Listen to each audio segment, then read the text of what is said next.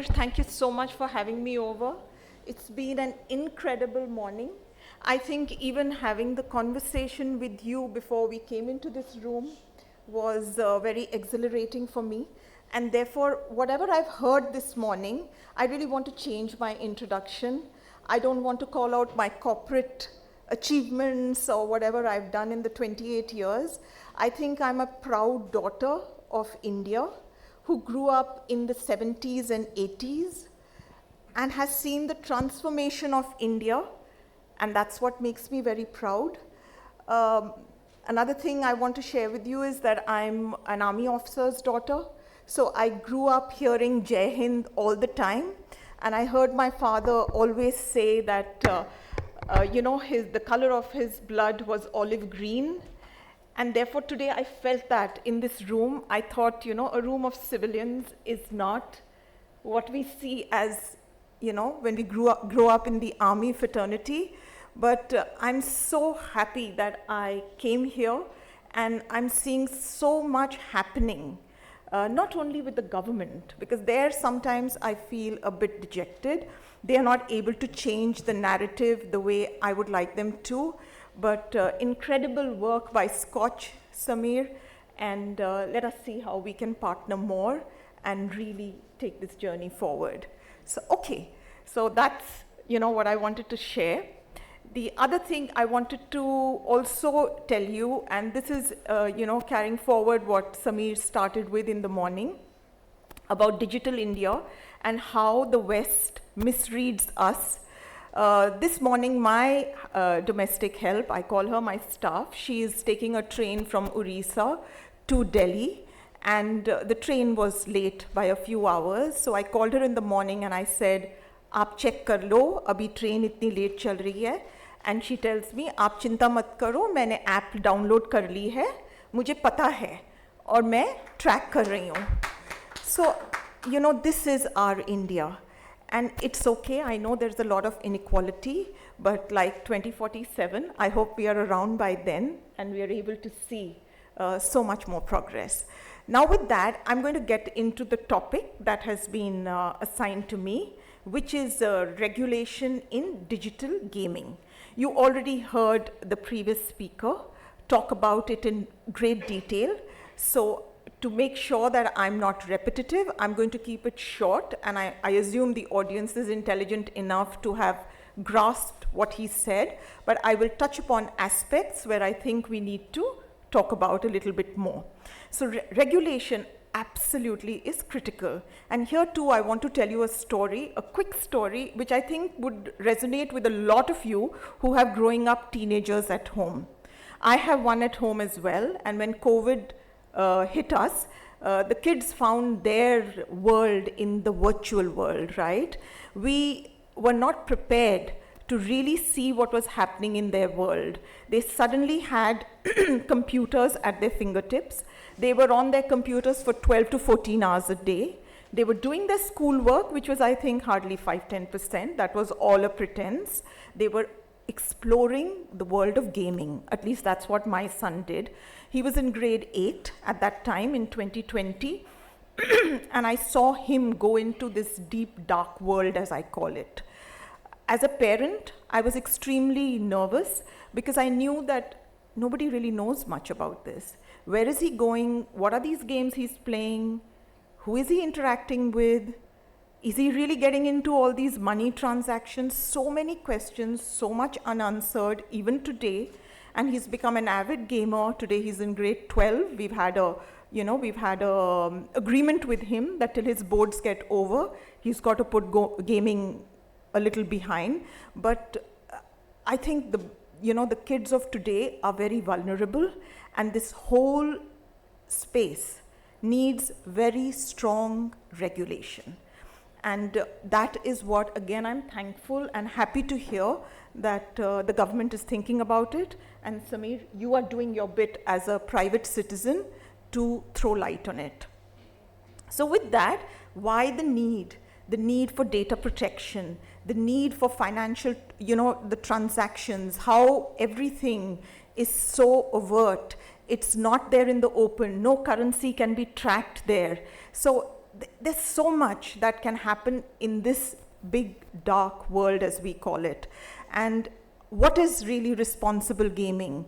And how do we ensure that there are certain standards for content for young gamers, not so young gamers? We've got to take care of all. So therefore, the need is more than ever today. And interestingly, as we see across the globe, it's very fragmented.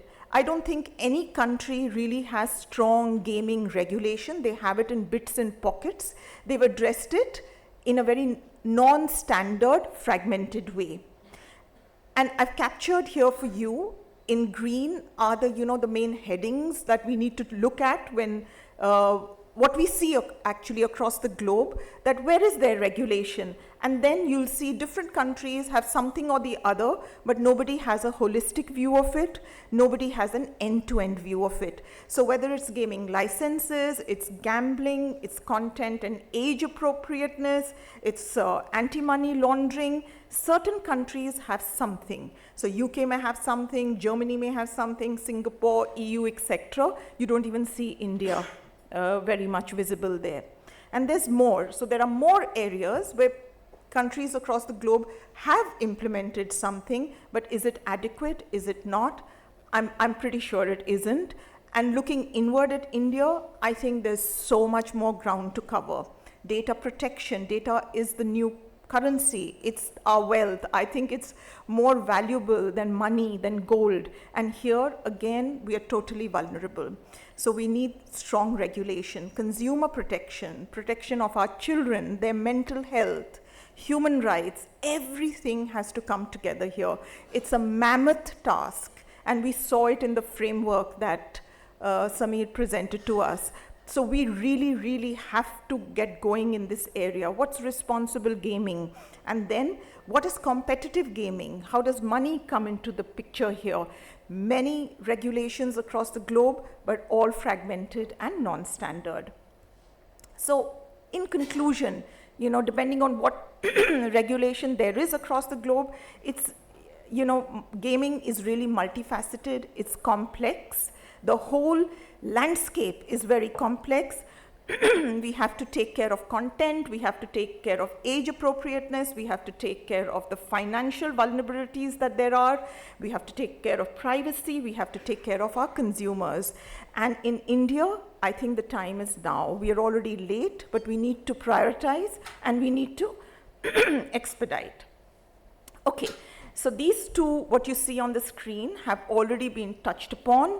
So we don't have any industry-specific guidelines. I think the first thing that we are seeing in the last many years is the framework that SKOCH has built. It's comprehensive. It's really been thought through.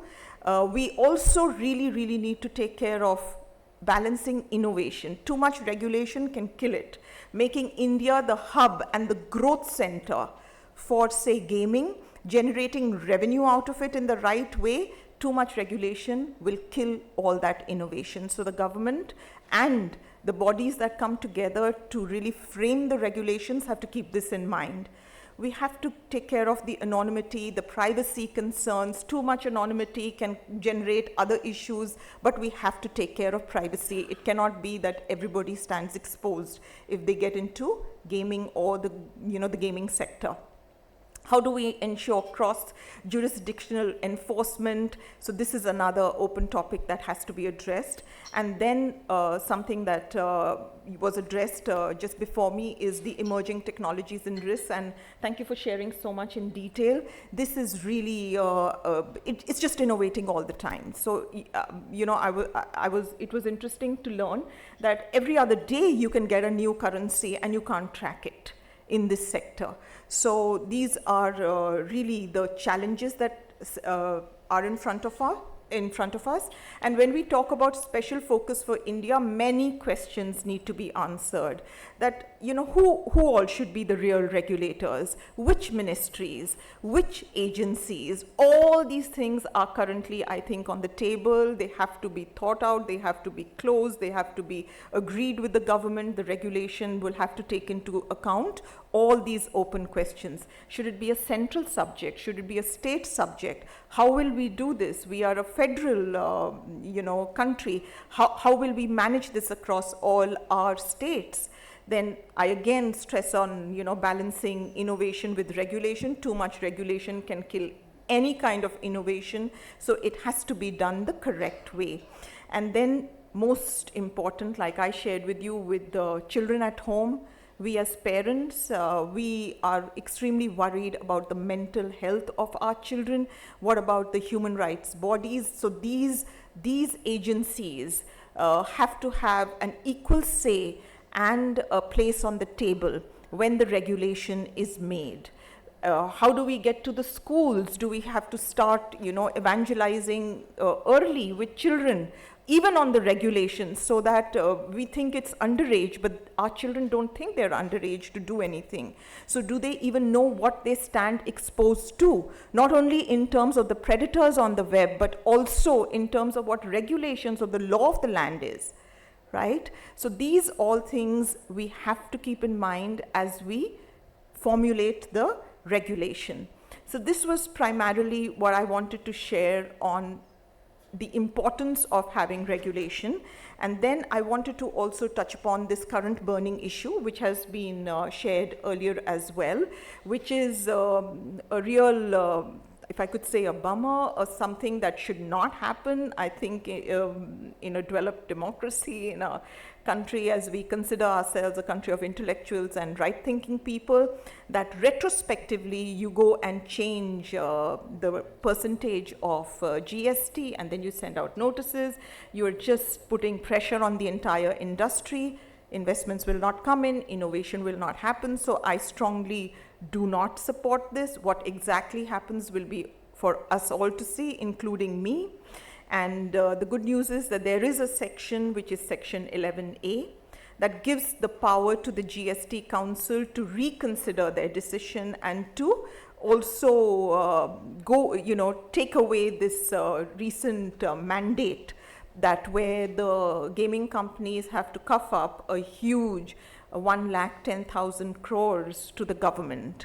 And that is for something that they had paid earlier at a lower percentage, and the government had happily accepted as well. So even to counter issues like this in the future, I think we need regulation all the more.